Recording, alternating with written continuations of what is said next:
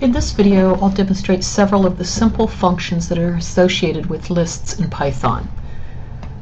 If you've watched the previous one, you know how to create a list and store some items in it. So here I've created a list called MyList, and I've stored 7 numbers in it. Len, or len, is a very handy function that receives one parameter, which is the list name, and it will return a number indicating how many items are in the list.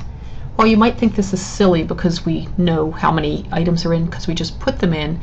In the next video, you'll see how to add values to a list from a file which you might not know how many items are in. So let's go ahead and run this one. And it says that there are 7 items in my list, and I'll move my output window here so we can see what's going on. So that seems reasonable.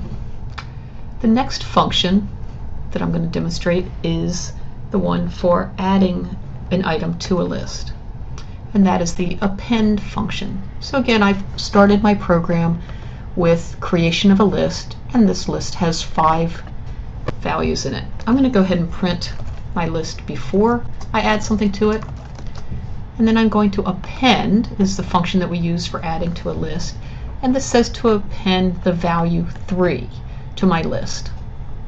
So I'm going to go ahead and run this, and you can see that my list is printed before. That's from this print statement right here, and then after I append the number 3. Notice that the length of my list would change also when I do an append. So append is a handy way for adding an item to the end of a list. Now, if we can add items to lists, we probably need to remove items from lists also. So here's a program that demonstrates that. It's a simple program that says create my list, and I'm going to print it out before I have removed the 6 and after. Now, what's interesting here is some people might think that this removes the 6th item from the list, but it does not. It looks through my list until it finds the first occurrence of the value 6 when I'm removing 6, and it removes that one. Note that it just removes the first occurrence. This 6 over here is going to stay there.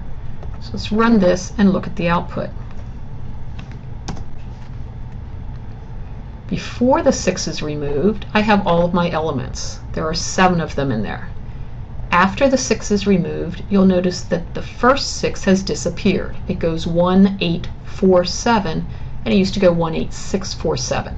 The second 6, though, is still there. So again, the remove function for lists removes a specific value from the list, and it only removes the first occurrence of that value in the list. If that value is not found, it will throw an error or an exception, and we will deal with that later in Chapter 7. For now, we'll assume that our item or the value that we are removing is in the list.